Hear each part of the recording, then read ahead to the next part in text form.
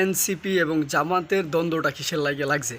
আপনারা জানেন যে কিছুদিন ধরে এনসিপি এবং জামাতের একটা ঝগড়া লাগিয়ে রয়েছে। এটার মূল কারণ হচ্ছে যে জামাত চাইতেছে জামাত যদি তাদের নিবন্ধন ফিরে পায় তাহলে জামাত হয়ে যাবে হচ্ছে বিরোধী দল। আর এদিকে এনসিপি হচ্ছে জুলাই বিপ্লবের একটা অংশ নিয়ে তারা হচ্ছে বাংলাদেশে নতুন রাজনৈতিক দল গঠন করছে। তারা চাইতেছে যে সামনের সারিতে যাইতে। যদি জামাত যদি নিবন্ধন পেয়ে যায় তাহলে হচ্ছে তারা হচ্ছে এই বিরোধী দল হয়ে যাবে এবং বাংলাদেশে একটা শক্তিশালী অবস্থান নেবে। এদিকে এনসিপির অবস্থান হচ্ছে জিরো টলারেন্সে চলে যাবে।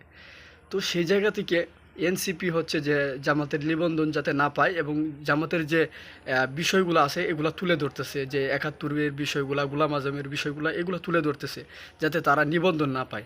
তারা যদি নিবন্ধন না পায় তাহলে হচ্ছে তারা বাংলাদেশে যে কোনো সিস্টেমই হোক তারা হচ্ছে বিরোধী দল গঠন করার জন্য একটা প্রস্তুতি নেবে।